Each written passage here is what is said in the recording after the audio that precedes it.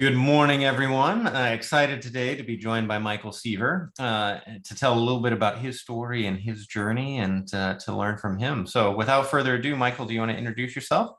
I'd love to. Thanks, Liam. You know what? I was raised in a really small town in West Michigan inside of a family landscaping, lawn maintenance, and snow plowing business. And it was a wonderful opportunity to experience entrepreneurship because our family business started in 1953. My dad bought it in 1987, and my sister and her husband are still in West Michigan, will likely take it over in the next couple of years.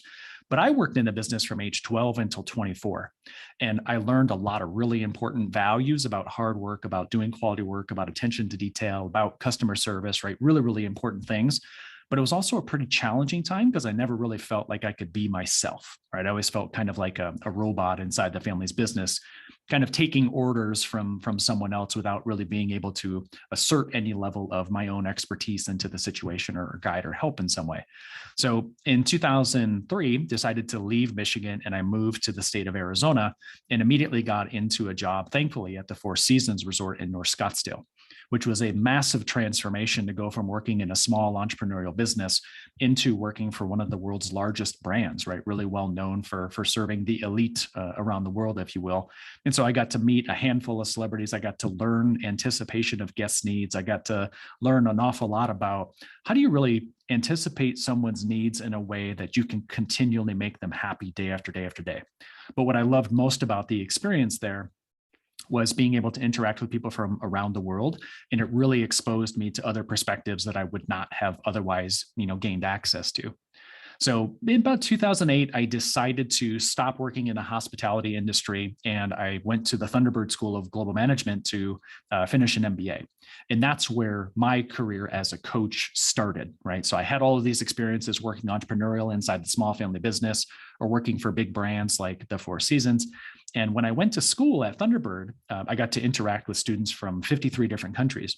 But the thing that was really meaningful for me was that as a second year student, I was asked to coach first year students on resumes and cover letters and LinkedIn at the time and interview techniques and strategies.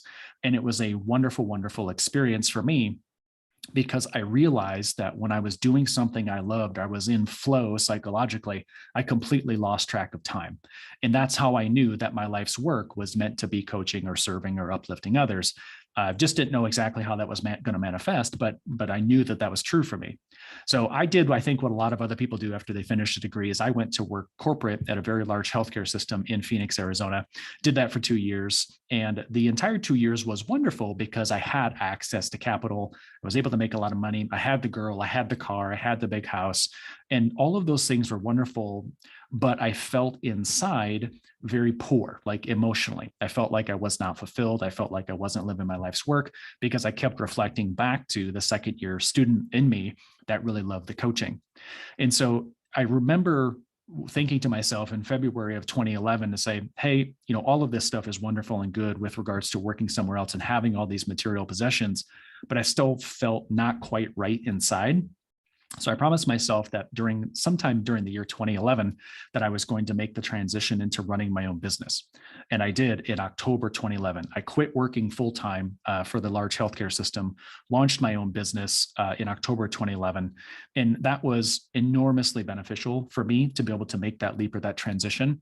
But I made a lot of mistakes at the very beginning in terms of not being able to know exactly what my process was or not being able to get my marketing strategies down right or be very, very clear about the avatar of who it was that I was really going to be serving.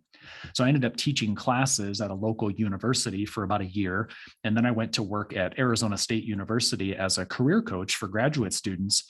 And that was a wonderful experience for me because it allowed for me to understand other coaching models. It allowed for me to try out my coaching model in a really kind of safe place or environment. And then the tides turned at the latter part of 2014 and into the beginning of 2015, where I could move away from having revenue that came from these other entities. And I was able to just launch into my own business by itself. I was able to work for myself full time, effectively January 1st, 2015. And the business really in those early years was about resumes and cover letters and, things with regards to helping people discover themselves from a career standpoint. But I realized that I needed to iterate and change in order to keep up with the demands or the changes in society, right? Because the amount of money that you can make in writing resumes isn't as much as you can make in serving an executive. So I realized that I needed to grow and iterate and kind of progress. So what happened in 2015 is that I started to do certifications or with regards to the Society for Human Resource Management, or things around the DISC assessment or motivators or emotional intelligence assessments. So I was finding a way to up-level my own skills to then work forward into how do I iterate and adjust the business. So what started out as career development coaching became a little bit of personal branding coaching, and then it became executive training and coaching, and then it became organizational culture change, if you will. In the beginning of 2021, I published a book kind of on the totality of my experiences. And so today, Liam, I'm an executive coach, right? I'm also into a lot of team training. I've done a lot of organizational cultural change, spoke around the nation. I have online courses on my website. There are a lot of things that I'm able to do as a result of all of these really interesting experiences that I've had in my life, going from small business to big business, to getting the MBA, to big business, stepping away, making a lot of mistakes at the beginning of my own journey as an entrepreneur, then getting to a place in 2015 where the capital flowed pretty freely, and I was able to iterate and change from there. Fascinating journey. As you're talking a little bit about the family business and then MBA school, right? I may be way off base here, but my hunch is, as you were trying to get more skills to either go back, and was there ever a thought or a desire to go back and reintegrate with the family business, or prove yourself outside of the family business that, you could do your own thing, right? Because then you went back corporate for a while before kind of jumping back, right? So walk me through kind of that mindset a little bit. Sure.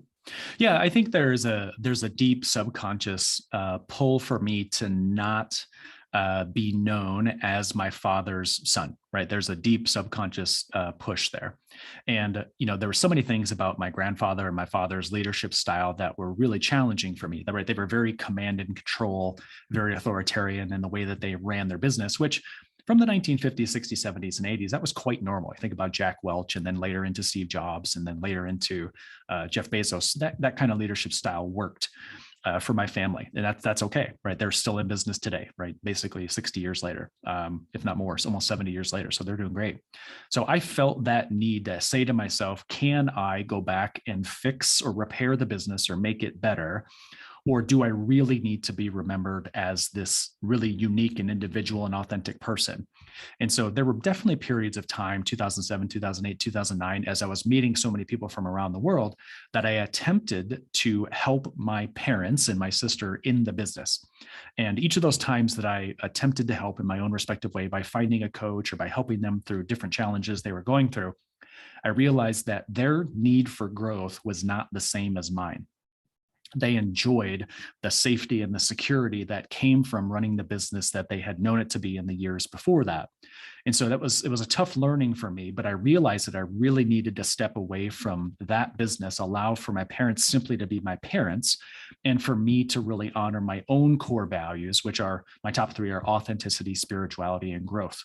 And so I realized that their core values were quite a bit different than mine, and that I should not force mine onto them. And so just like, okay, let me take a step back. Let me honor your journey for what it is. I would like for you to honor my journey for what it is. And that means that I have to go down this path of kind of building up my own business, especially into what it is today, which is all these different ways that I can uplift the underserved. How long did it take you to get to the point where you could clearly articulate what that vision was for yourself? Yeah, that was a really tough thing. So when I was a first year student at Thunderbird, so this is the year 2008, it was, I was given a coach right back then. Most MBA schools, they would give students a coach. And so I was gifted a coach named Pam, and she put me through a series of assessments and asked me a series of questions and helped me to understand that human resources, leadership, some sort of consulting, some sort of coaching was likely meant for me. And in the first probably 6 months of that, I rejected it fully. I did not think that that was at all the case for me.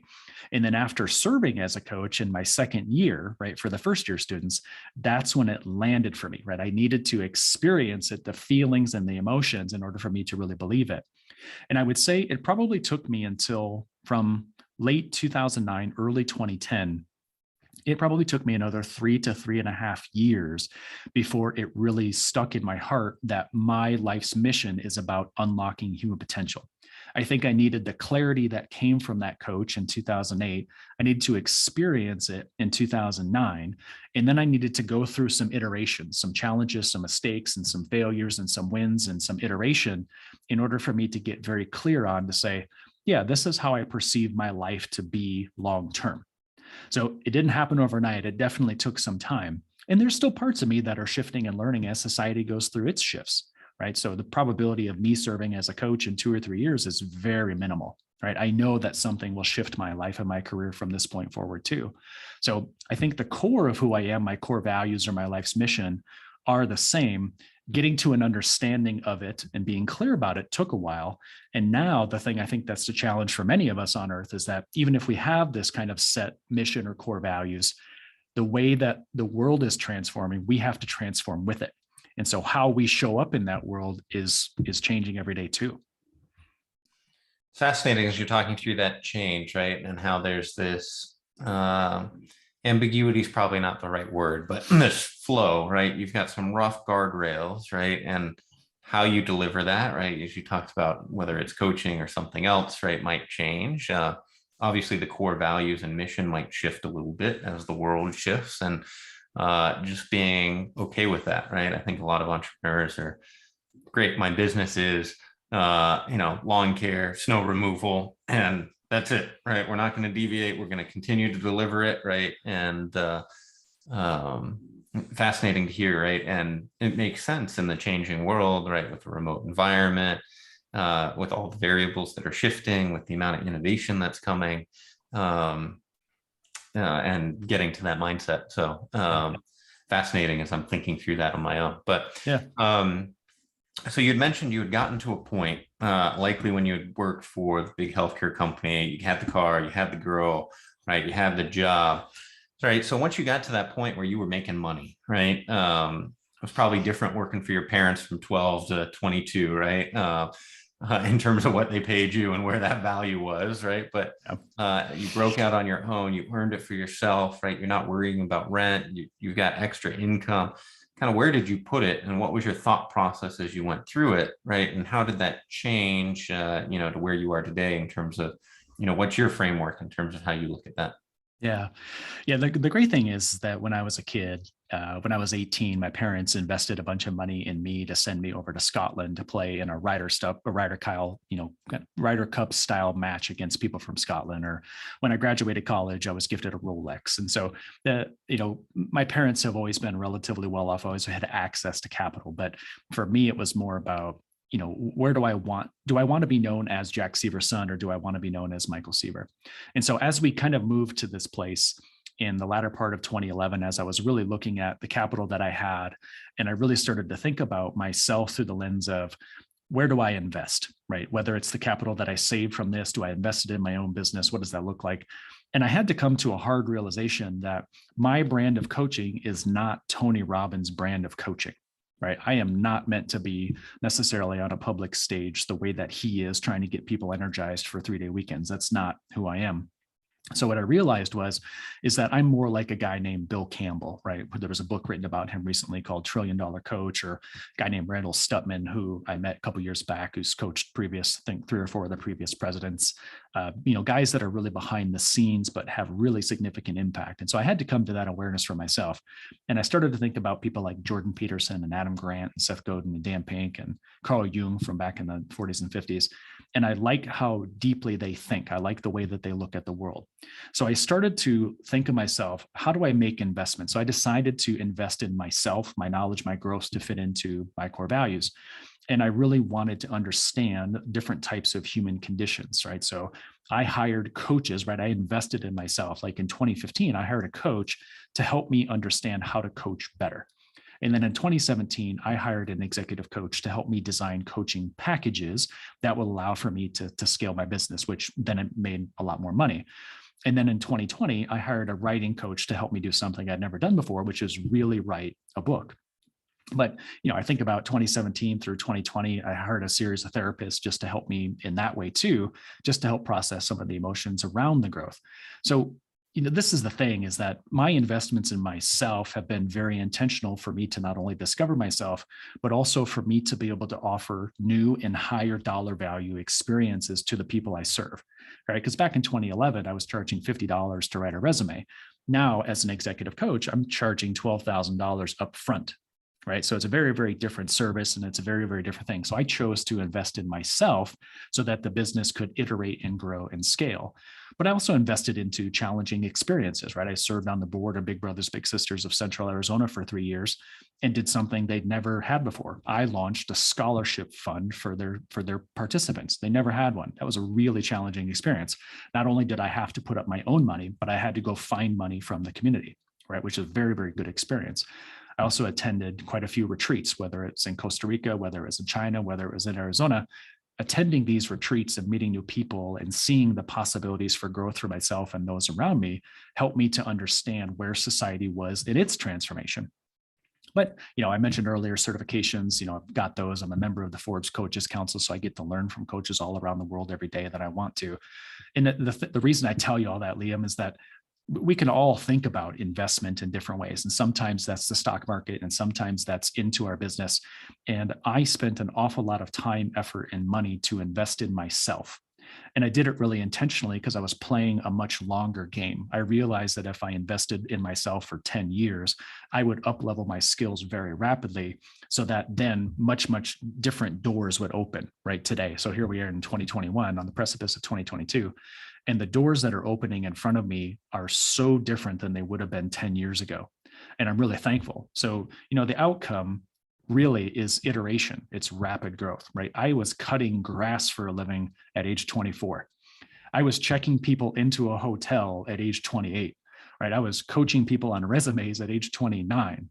And now I have executives from the world's largest banks calling me for executive coaching at age 41. And not a lot of people can say that that type of growth has occurred for them, but I'm really thankful that I made those investments to allow for it to occur.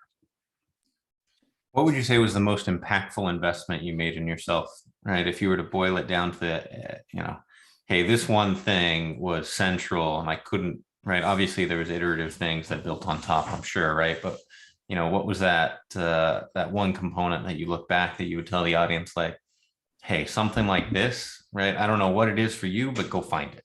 Mm-hmm. Yeah, for me, it was this idea, and I mean this really wholeheartedly, that the executive coaches and these other folks that I've had serve me have catapulted my business. There is no doubt. I made $7,000 in my first year as a business owner. I mean, it was just paltry, but I make hundreds and hundreds of thousands of dollars now. Like it's a big, big transformation. But the thing that is important is that the person that I am most thankful for was the therapist that I met in 2017, spent time with 2018 and early 2019. And so the reason why I say that is that my level of self-awareness and my level of the things that shaped me into who I am, into the leader that I am, into the coach that I am, my level of being able to connect the dots in those early life events or the things that I was taught from my parents allowed for me to look at the mental models that I had of the world. And it allowed for me to say, okay, I like this one, but I don't like this one. And it afforded me the clarity to say, I'm going to shed this mental model and no longer use it. Or it afforded me the capability to invest in the mental models that I genuinely wanted to use. And so that for me was the best investment that I possibly made, was a monthly meeting with a therapist that allowed for me to be very clear about what shaped me into who I was, so that I could then proactively choose what I wanted to carry forward or what I wanted to leave behind. So let's dive into that a little bit. is this a clinically trained therapist that you went from more of a mental health at the beginning? Like, what was the construct of what you brought to the therapist in terms of what you wanted to discuss and how you wanted to structure that relationship, right? And how did you find that correct person? Yeah. Yeah. The introduction came to me from someone else, right? So I reached out to two or three friends in my friend group to just say, hey, these are some of the things that I'm thinking about. Do you know of a therapist, life coach, person, energy healer, fill in the blank? Do you know a person that can assist with this? And I was given some recommendations. I did some interviews just to be able to understand what it was that the person had experienced. And then for me to be able to say, okay, I think that this person has the experiences and the tool set to be able to serve me and what it is I'd like to accomplish. Let's try. And so this clinical therapist, if you will, that was able to assist me, on the disc profile, I'm a high C. So naturally very introverted, naturally very shy. And oftentimes people who are introverts, they come to earth with a belief pattern that is that they are less powerful than the environment around them. And for me, that was a really big marker, a very big teller, because it sometimes leads to sadness, or it sometimes leads to depression. And so for me, I wanted to make sure that my mental model wasn't continually defaulting towards sadness or depression because of being an introvert, because of my life's experiences prior to that. And so really the foundation was to say, okay, what were those experiences that led to these feelings? Was it the way that I was born? Was it my experiences? Was it my mental models today? And then how do I start to shed that? What is it that I need to do? Anything from, I've been journaling each day since the year 2011, and that has been astronomically important in helping me to stay full of gratitude or a little bit more optimistic. But I've also, like I mentioned earlier, had the executive coaches and had those therapists and people around me that have been really helpful. I also exercise 3 or 4 times a week, and that's really helpful to make sure that you release more dopamine and serotonin and oxytocin in the brain to stay a little bit more optimistic and positive too. So starting out from the lens of, I need to talk to somebody about how to offset the effects basically of depression or sadness. And then what is the lifestyle that I design, journaling, exercise, food intake, relationships? How do I design that life to stay constantly climbing and not returning back to those old stale mental models?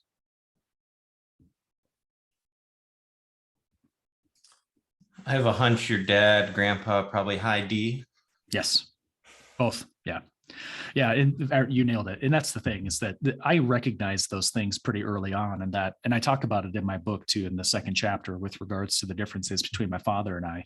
And I love and honor them both for the things that they did for our family. I mean, my grandfather was cradle to grave employed by the same employer, and he built our business nights and weekends starting in 1953. Right. And so he became, in a town of 2,500 people, he worked a full-time job during the day. And after, I think it was 40 years of building this business nights and weekends, he was a millionaire, right? One of the only in the small town that I was raised. So I have mad respect for what it is that he and my father have done. But I also recognize the changing winds, if you will, in society, in that, yes, we have radically different styles. My father and I, or my grandfather, he passed away in 2002, but we did have pretty different styles. And so I think that that's how life works, right? As we're introduced to kind of these anti-heroes or these antagonists early in our life. And then we oftentimes drive to, try to fix them or try to be the opposite of them.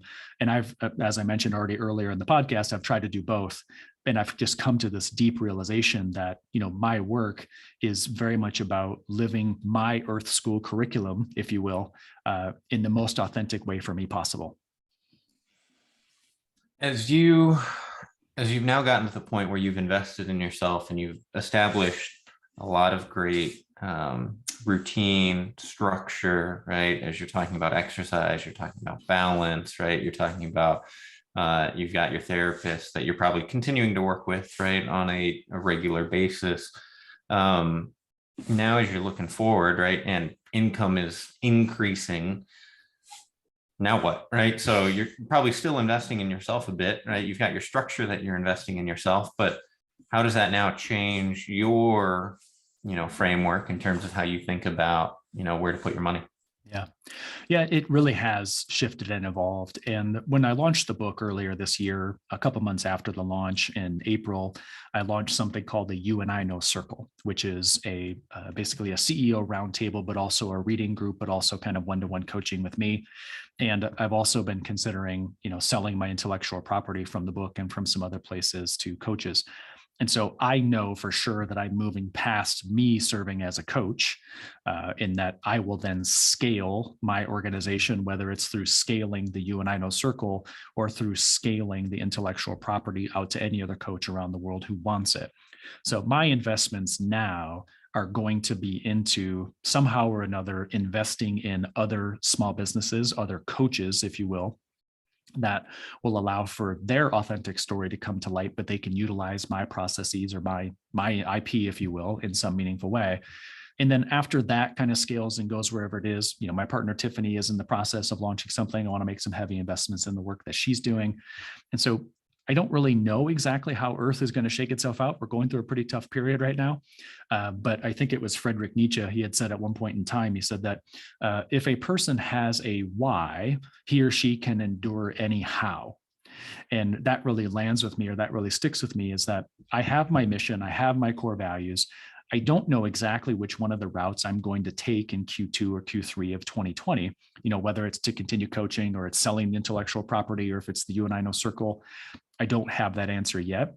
But what I do know is that I'll use my core values and my mission and whatever's changing in society to guide that choice so that I can continue to invest in myself in a meaningful way, but that the investments are now going to be in who else can I help, right? Who are those underserved individuals around the world that needs that little bit of a hand up that I can then serve?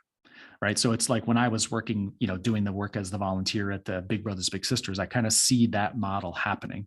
Or whether it's I have a decent sized fund of money that I can uplift the underserved woman that wants to start her own business, or I can uplift the underserved group in some other country.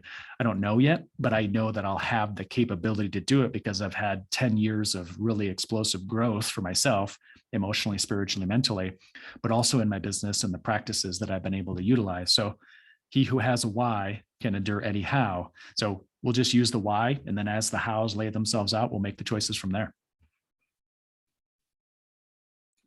It's fascinating. How do you balance the altruistic nature of the vision with you're making a ton of money, right? And where or how you divvy up, that use for yourself, right? Versus making sure that you've got financial security in the future, right? Like, where do those decisions fall for you, right? Because obviously a very strong link tied to the vision, which is amazing, right? I think that's where a lot of people aspire to be, right? So kudos on that component, right? Now, where do those other pieces fit in, right? Because everything we're talking about is, how you apply yourself and what you do, right? How do those other pieces fit for you? Yeah, being an introvert, being really detail oriented, the daily journal has been enormously beneficial for me because I can go back, like on the first of the month, I always have a 3-hour time block where I can go back to the previous 30 days journal entries to read what I was thinking, what I was feeling, what occurred, and I use that 3-hour time block really intentionally to set up the amount of time week to week that I'm willing to devote to non-revenue producing opportunities, right? How do I help somebody? So on my website, anybody in the world, michaelsseaver.com, can register for a free 30-minute strategy session. So the way that I work it is that I have to cap those strategy sessions at a certain number of hours per week. And then if I can sense that the individual, maybe he or she doesn't necessarily have the capital to support me as a coach, but they have a similar mission or their values are aligned or they're at the right point for growth or they really desire growth, then I'm willing to give them an extra 3, 4, 5 hours at some point in the next quarter or 2 quarters, right? That's important for me. So I've set up these structures and systems that allow for me to reflect pretty frequently about what's working or not working. And then I have these kind of more these electronic systems on my website that allow for people to gain access to me. And then it's about reflective point for me to say, does this person really want growth? Even though they can't necessarily afford it. So I'm kind of scholarshiping them into my coaching for a short period of time, if you will.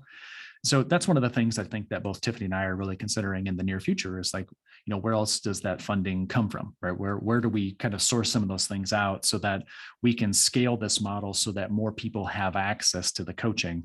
But short term, really intentionally, we still have the traditional sales funnels and things that work for coaching or for team training or for consulting, and that's great. But I do temporarily have to cap the number of hours that I provide kind of scholarship coaching.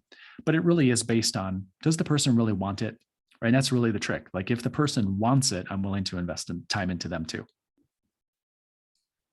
It's almost like you're trying to set up with the courses and the sales funnels, right? You're generating the passive income to allow you to just do whatever you want and give back, and that drives you clearly, which is fascinating, Yeah. right? Like you've been able to eschew the consumerism and the build XYZ and build the business, right? You talk a lot about the value that your family business has and the longevity. It doesn't seem like that's important to you at all, right? It's just the impact that you're making with people, right? And so the ability to get there and be comfortable with that, right? Probably took a long time and probably put you at peace given the clarity you have today. Yeah, that's a great way to say it, Liam. And then that, I watched my grandfather, work cradle to grave for the same employer, like really honestly, while he was building his business. And I really honored that for that time in human history. But America this year is a $23 trillion economy. And, when you think about the size of the economy and the different, generations that are in the workplace today, Generation Y, technically I'm a millennial, I was born in 1980. And that generation, when you think about Maslow's hierarchy of needs, no longer needs the base needs cared for, right? We don't need a home. We don't need the safety and security from, running water or food or traditional revenue, because all of those things have been provided to us by previous generations, right? That's there. We've already met those kind of base level of Maslow's hierarchy. And so the vast majority of humans that are in relatively advanced societies, they're no longer worried about those things, and they don't have to work a traditional 9-to-5 job to get that. They're looking for self-esteem needs. They're looking for deeper levels of self-awareness or self-love. They're looking for what Maslow calls at the top of the hierarchy, self-actualization. And so that is nearly 100% what drives me, is that whatever mental models have existed from society before, or whatever, corporate hierarchical models that existed before, I honor and recognize them because many of them pay for my service, not like really honestly, but I also honor and recognize that in order for me to be of service to these individuals as society ascends, I need to be 5, 6, 7, 8 steps ahead of them. So that means that I have to live a very different life than they lead in order for me to help guide them through whatever it is that society is experiencing. So it's a little bit of what's happening in society, and it's a little bit of me just genuinely wanting to be different or focused on self-actualization. As we're wrapping up and coming up to time here, Michael, any last thoughts you want to share with the audience? One of the things that I think is really important for all of us in one way or the other, right, is and I said this before on other podcasts or even in my book, I talk about how each of us should be the person we needed when we were younger. And I mean that really intentionally. So if anybody listening is struggling with understanding their core values or is understanding their life's mission, just really think about those things in your younger years or your teenage years or your early 20s that you didn't have that you wish you would have had. I would have loved to have had a mentor or a coach in those years, and I didn't. And so I am now a mentor and a coach and a person who uplifts the underserved because I did not have those things. And so I just encourage everybody, be the person you needed when you were younger. And if that takes investing time or money or experiences for yourself to be able to grow, do it, right? You're here on earth to learn. You're here on earth to find self-actualization. You're here on earth to contribute to other people. And, top line revenue and all those things are wonderful. Having capital to be able to invest is wonderful. But the thing that's going to lead the fastest to a happy and a long and a well-lived life is the quality of your relationships. And that all starts with self-knowledge and self-awareness. So be the person you needed when you were younger. The rest of it's just going to lay itself out for you. Appreciate that, Michael. What's the best way for the audience to be able to connect back with you? Yeah. Thanks, Liam. It's michaelsseaver.com. Two S's there in the center. My middle name is Scott. And so michaelsseaver.com, you'll be able to see online courses and blogs that I've written. There's a bunch of video content on there for other interviews that I've done. And you can learn a little bit more about my book called I Know, which is kind of this summary of all of the different coaching experiences that I've had in the last 10 years. And it's available, Google and Amazon and Barnes and Noble and all those places. But you can go to michaelsseaver.com to learn more about all of that. Very awesome. Appreciate the time today, Michael. Thanks for the dialogue, and look forward to staying in touch. It's my pleasure. Thank you.